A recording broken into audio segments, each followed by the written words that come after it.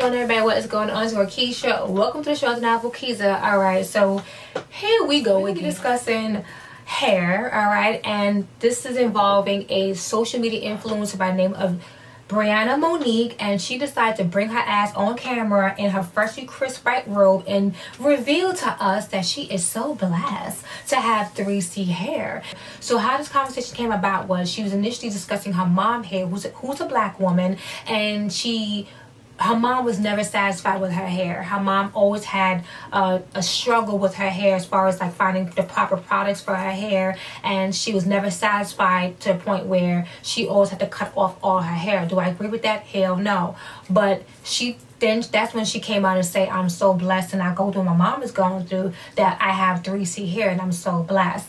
And that is highly offensive because you do have women that have 4C hair, and mind you, have long 4C hair, okay? 4C hair can grow. Don't never get that twisted. If you're not lazy and you put the time, the effort into your hair is going to grow. 4C hair can grow. Don't get that twisted. I've seen women, black women, 4 grade hair, and that sucker is long. Longer than my hair, okay? And it's very, very beautiful. As long as you take care of it, it is gorgeous. You know how much styles you can do with 4 grade hair? So for her to sit there and say that she's so blessed to have 3C hair, I think that was intentionally and purposely said because you know, if you're living underneath the rock and you've been living on this earth long enough to know when you uplift 1 grade of hair and somewhat indirectly or directly demean another grade of hair, then you know good and well you're asking for trouble. You want a trend, you want to be talked about, and you probably want that smoke, you want that backlash, and you know someone will get triggered, and that's what you're looking for. So sometimes to the black women who do have 4 grade hair, you got to ignore these statements from these people who don't have your hair and can't relate to your hair texture. If they can't relate to it, so what? You hear comments like that, how can a black woman really embrace her hair? How can she? So I understand why a lot of black women decide to cover their hair, don't want to show their hair, don't love their hair, because you got majority of the world telling you that your hair isn't beautiful. Your hair is not good enough. The celebrities, how many celebrities you know that's popping and popular came out with nappy hair and, or kinky hair or 3 grade 4C hair? How many celebrities really rock their natural hair? And when they performing, doing music videos, etc., on a red carpet, their hair is usually like other groups of women hair is never their natural textured hair. There's weaves that are kinky, there's clip-ins that are kinky, and there's wigs that are kinky texture. But do black women go for those for the most part? No, they don't. They go for European textured hair, Asian textured hair, Latina textured hair, Indian, Arab textured hair, and you don't know where that hair is coming from. You don't know what spirit that woman had that hair came from. You don't know if she was dead or alive. Some of these women are dead and deceased, and their hair is being shaven. Their hair is being shaven off their head and then packaged it up really pretty and giving it to you to buy. You got to think about these types of things. You cannot let someone disdain for your great hair determine how you feel about the hair that the Most High gave you, because whether you know or not, if you believe in the Most High and if you believe in the Bible, then you will know that I'm letting you know right now that his hair is like your hair. The Most High hair is like 4C hair. The Messiah, if you believe in him, his hair is 4 grade hair, because he said his hair is described as hair as wool. He was very dark. What you going to do with that information? You got to love and embrace yourself. You cannot let the world determine who you are and what you should be and what you should look like. You were created from head to toe perfectly. You shouldn't be changing, altering anything to fit and conform to America or just this world standard type of beauty. It's one thing if you do this once in a while and you want to switch things up.